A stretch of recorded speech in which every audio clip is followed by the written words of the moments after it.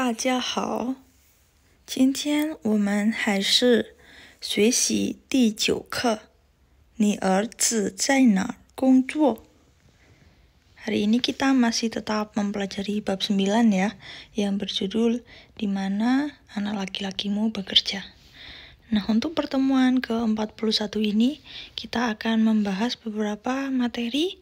Yang pertama, fuxi, yaitu meninjau ulang materi pertemuan ke-40 kita. Kemudian yang kedua, hanzi jiegou, struktur hanzi.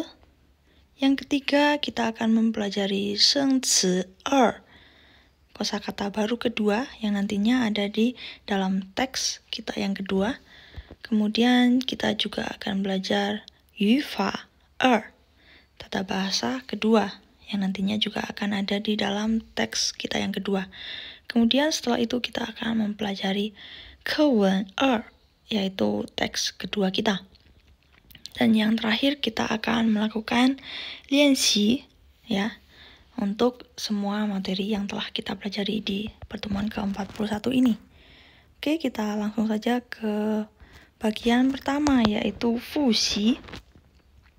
Di pertemuan sebelumnya kita telah membahas nada ya, nada 4 bertemu dengan nada lain. Contohnya nada 4 bertemu dengan nada 1, mianbao. Nada 4 bertemu dengan nada 2, miantiao. Nada 4 bertemu nada 3, diannao. Dan nada 4 bertemu dengan nada 4, dianhua.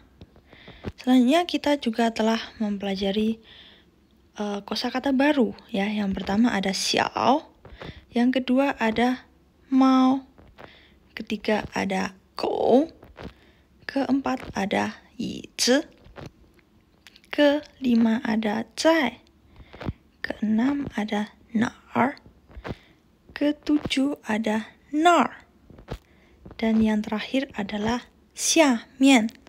Oke, kita baca bersama-sama ya. Xiao, xiao, mao, mao, gou, gou,椅子，椅子，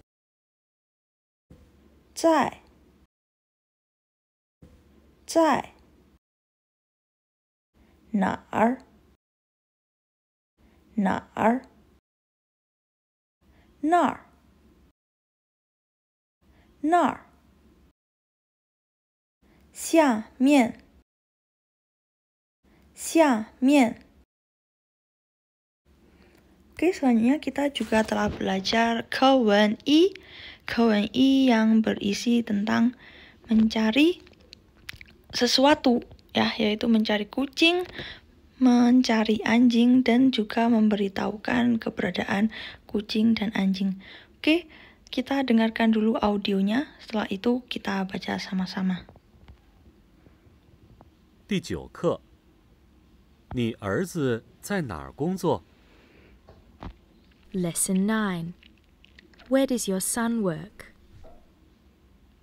课文1。 Text 1. 小猫在哪儿？小猫在那儿。小狗在哪儿？小狗在椅子下面。 New words. 小猫在那儿，狗椅子下面。 Oke, coba kita baca sendiri ya dialog kita yang ke-1 ini. Bisa kalian tirukan setelah langsung membacanya. 小猫在哪儿？小猫在那儿。小狗在哪儿？小狗在椅子下面。Oke, Lause harap semoga kalian sudah bisa membaca teks 1 ini tanpa pinyin Selanjutnya kita juga telah belajar tata bahasa, yaitu penggunaan kata tanya nar. Kata tanya nar digunakan untuk menanyakan lokasi dari sesuatu atau seseorang, ya. Dan strukturnya adalah subjek ditambah zai ditambah nar. Nah, di sini subjeknya adalah sesuatu atau seseorang yang sedang kita cari. Contohnya, 我的杯子在哪儿? Di mana gelas saya? Ya, yang dicari adalah 我的杯子. Contoh yang kedua, 你的朋友在哪儿? Yang dicari adalah 你的朋友, teman kamu. Teman kamu ada di mana? Contoh yang lain, 小猫在哪儿? Yang dicari adalah 小猫, di mana kucing kecil. Selanjutnya kita akan memulai mempelajari materi baru untuk hari ini, yaitu yang pertama adalah 汉字的结构. Kita sebelumnya sudah belajar 2 struktur. Yang pertama adalah 读体结构, yang kedua adalah 合体结构. Perbedaannya bagaimana?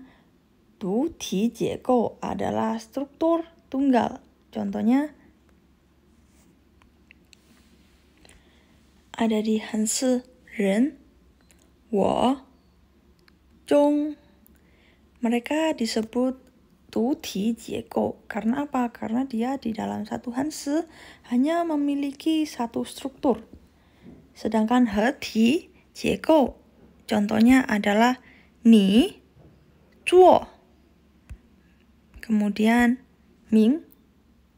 Nah, di sini 你 itu adalah struktur gabungan, yaitu 合体结构. Karena apa? Dia di dalam satu hanse memiliki 2 struktur, yaitu kiri dan juga kanan. 做呢?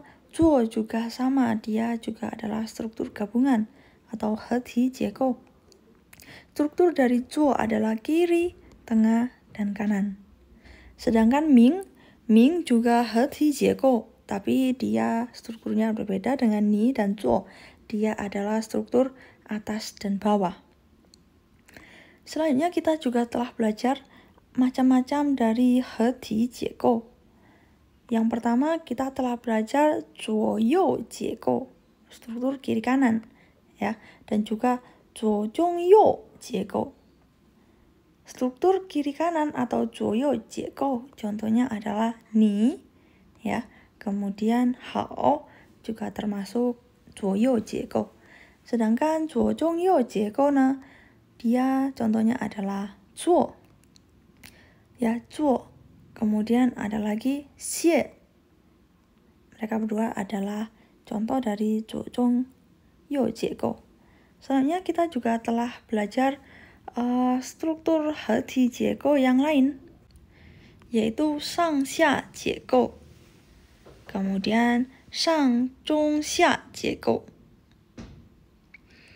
上下结构 ada contohnya adalah 是, ya, kemudian 把 juga adalah 上下结构. Selanjutnya 上中下结构 contohnya adalah 茶. Dia termasuk struktur atas tengah bawah. Selanjutnya ada kau juga adalah struktur atas tengah bawah, atau bisa kita sebut 上中下结构. Dan selanjutnya hari ini kita akan belajar satu struktur baru dari 合体结构, yaitu 半包围结构. 半包围结构 yaitu contohnya seperti ini. Ini adalah 店. 店 termasuk 半包围结构. Dia maksudnya 半包围结构 itu bagaimana? Struktur yang setengah mengelilingi. Ada suatu struktur yang setengah mengelilingi hanse di dalamnya. Contohnya 店, dia mengelilingi 2 sisi, bagian kiri dan atas, ya. Kemudian ada 西, dia mengelilingi bagian atas dan kanan. 这 bagian kiri dan bawah. Kemudian ada tong. Tong dia mengelilingi bagian kiri, atas, dan kanan. Kemudian xiong mengelilingi bagian kiri, bawah, dan kanan. Kemudian i sama dia juga dikelilingi setengah ya, tidak menyeluruh bagian atas, kiri, dan bawah.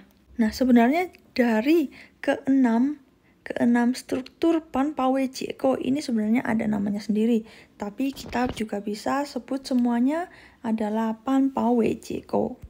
Nanti Lose juga ada sebuah latihan yang meminta kalian untuk menganalisis beberapa hanse yang tentunya nanti bisa kalian analisa dia termasuk struktur apa, struktur pan, pawe, jeko, atau struktur-struktur lainnya yang sudah kita pelajari. Contohnya struktur yang lain adalah sang, xia, jeko, sang, zhong, xia, jeko, atau struktur zuo, you, jeko, atau zuo, zhong, you, jeko. Dan tentunya nanti juga ada beberapa hanse yang merupakan du, ti, jeko. Kita lanjutkan ke materi selanjutnya, yaitu sheng, ci, kosakata baru yang kedua. Di dalam kosakata baru kedua ini tidak banyak kosakata, hanya ada 4. Yang pertama ada gongzuo. Gongzuo adalah bekerja atau pekerjaan. Ya, jadi gongzuo bisa menjadi kata kerja, juga bisa menjadi kata benda. Di sini Lose membuat contoh kalimat ni zuo shenme gongzuo. Ni zuo shenme gongzuo, yang bisa kita artikan apa pekerjaanmu, ya. Bisa diartikan apa pekerjaanmu. Kalau kita artikan satu persatu, ni kamu, zuo melakukan, shenme apa, gongzuo pekerjaan, kamu melakukan pekerjaan apa. Kalau diartikan satu persatu seperti itu. Tetapi kita juga bisa mengartikan seperti yang ada di bawah situ, yaitu apa pekerjaan kamu. Selanjutnya yang kedua adalah erzi, yaitu anak laki-laki. Kalau sebelumnya kita sudah belajar kosakata baru anak perempuan waktu yang beberapa bab yang lalu, ya, anak perempuan adalah女儿, tetapi kalau anak laki-laki adalah erzi. Di sini ada contoh kalimat 他是欧文的儿子，他是欧文的儿子。Dia adalah anak laki-laki Owen. Jadi kalimat seperti ini menjelaskan bahwa dia itu adalah anaknya orang yang bernama Owen. Selanjutnya ada iyuan. Iyuan adalah kata benda yang artinya adalah rumah sakit. Contoh kalimatnya di sini 他在医院工作。他在医院工作。Dia di rumah sakit bekerja, ya, atau bisa kita artikan dia bekerja di rumah sakit. Nah, di sini bisa kalian lihat juga ya, 在医院, kata keterangan tempat.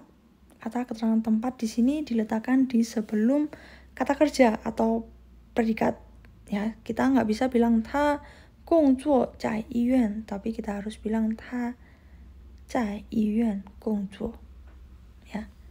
Selanjutnya ada lagi kosakata baru yaitu iseng, yaitu kata benda yang artinya adalah dokter. Di sini Lose membuat contoh kalimat 他们是医生，他们是医生，mereka adalah dokter. Oke, jadi hanya 4 ya kosakata baru kita di dalam teks kedua, yaitu yang pertama gongzuo, yang kedua erzi, ketiga iyuan, dan keempat iseng. Nah, di sini bisa kalian lihat bagian kosakata ketiga dan keempat, iyuan dan iseng sama-sama suku kata pertamanya adalah i. Hanya saja kalau tempat, ya, rumah sakitnya kita gunakan yuan di belakang i. Dan kalau misalnya dokter kita tambahkan sheng di belakang i, ya. Iyuan dan iseng. Oke, coba kita baca bersama-sama. Gongzuo, gongzuo, erzi, 儿子。医院，医院。医生，医生。Selanjutnya kita akan mempelajari Yufa kata bahasa kedua. Tata bahasa kedua yaitu kata depan cai. Kata depan cai itu biasanya digunakan di sebelum kata lokasi untuk memperkenalkan tempat di mana suatu tindakan itu terjadi. Dan strukturnya adalah subjek, cai, lokasi, dan kata kerja. Contoh kalimatnya, 我在朋友家喝茶. Saya di rumah teman minum teh. Di sini bisa menjelaskan ya bahwa zai itu digunakan untuk memberitahu bahwa di lokasi mana seseorang itu melakukan tindakan tertentu. Di sini ada 我, saya, 在朋友家, di rumah teman. Ya, lokasinya di rumah teman. Ngapain? 喝茶, minum teh. Selanjutnya contoh yang lain, 他们在学校看书. Mereka di mana? 在学校, di sekolah. Ngapain? 看书, membaca buku. Contoh yang lain, 他儿子在医院工作. 他儿子, anak dia atau anak laki-laki dia, di mana? 在医院. Ngapain? 工作. Ya, bekerja. Jadi seperti itu penggunaan dari zai. Nah, di sini zai ditambah lokasi, tempatnya itu di sebelum kata kerja ya.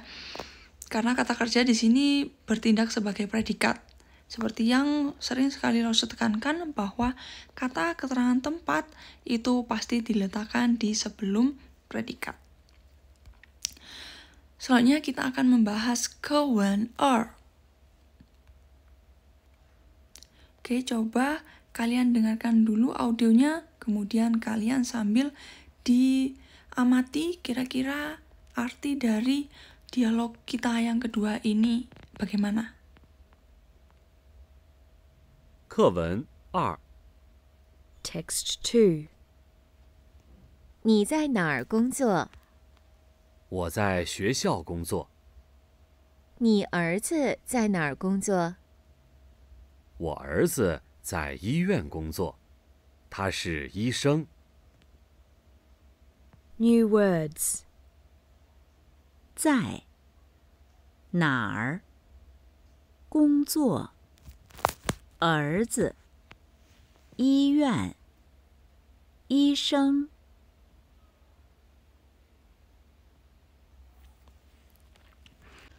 Oke, setelah kita mendengarkan audionya, mungkin lebih bisa memahami ya artinya apa, karena sebelumnya kita juga sudah belajar kosakata baru dan juga tata bahasanya. Kita lihat satu persatu. A berkata, 你在哪儿工作? Kamu di mana bekerja? Ya, jadi bisa kita artikan di mana kamu bekerja, gitu ya. Selanjutnya si B menjawab, 我在学校工作. Saya di sekolah bekerja, ya, atau saya bekerja di sekolah. Selanjutnya si A bertanya lagi, 你儿子在哪儿工作? Anak laki-lakimu di mana bekerja? Ya, atau kita bisa artikan anak laki-lakimu bekerja di mana? Dan yang terakhir si B menjawab, 我儿子在医院工作. Anak laki-lakiku di rumah sakit bekerja. Atau bisa kita artikan anak laki-lakiku bekerja di rumah sakit. 他是医生, dia adalah dokter. Jadi seperti itu ya isi dari teks kita yang kedua, menanyakan seseorang itu bekerjanya di mana. Ya. Selanjutnya kita coba baca tanpa pinyin. Bisa diikuti setelah Lause ya. 你在哪儿工作?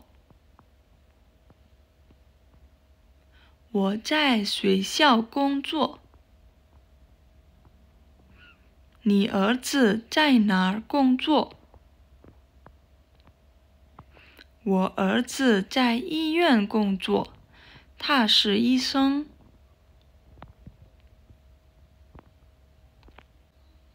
Selanjutnya kita akan mengerjakan lianxi dari semua materi yang telah kita pelajari di hari ini.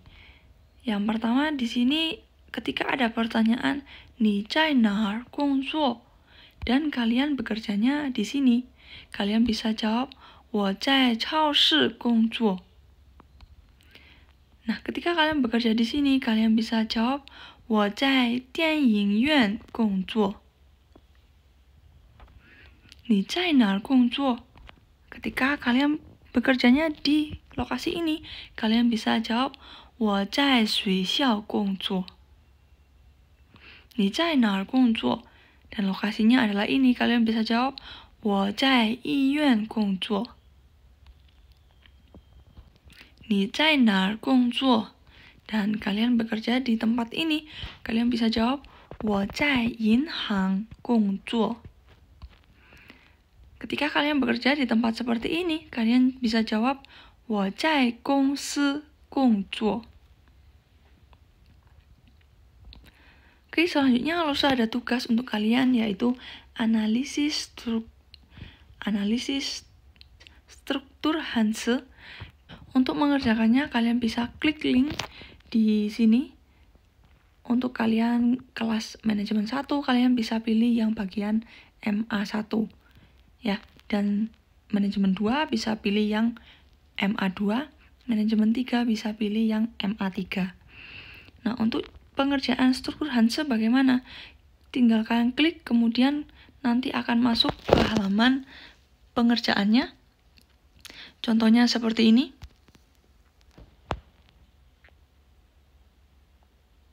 Ketika sudah kalian buka, kalian tulis dulu nama kalian dan lalu harap nama depan ya. Atau nama depan dan tengah juga boleh. Jangan pakai nama panggilan karena mungkin nanti lalu nggak tahu kalau itu kamu. Dan kemudian klik start atau mulai. Setelah itu akan muncul beberapa Hanse seperti ini. Nah, ini tinggal kalian pilih satu persatu. Mereka termasuk dalam struktur yang mana? Seperti ini, misalnya sui.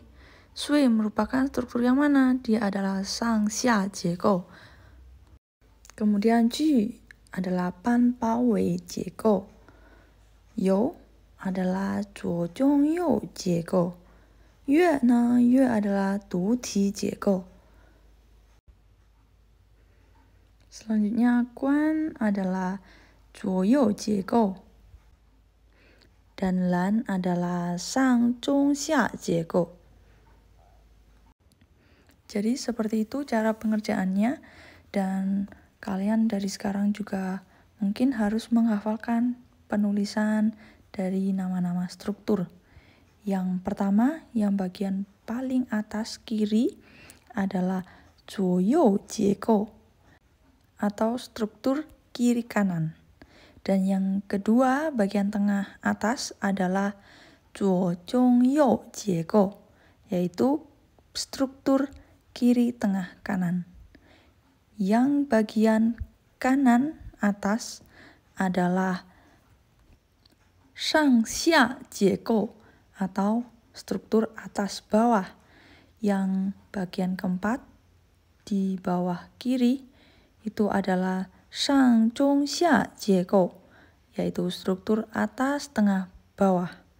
Dan yang bagian tengah bawah itu adalah pan bao wei jiegou atau struktur setengah keliling. Dan yang terakhir adalah du ti jiegou, yaitu struktur tunggal. Setelah kalian selesai memilah-milah semua Hanse, kalian bisa klik bagian bawah yaitu submit.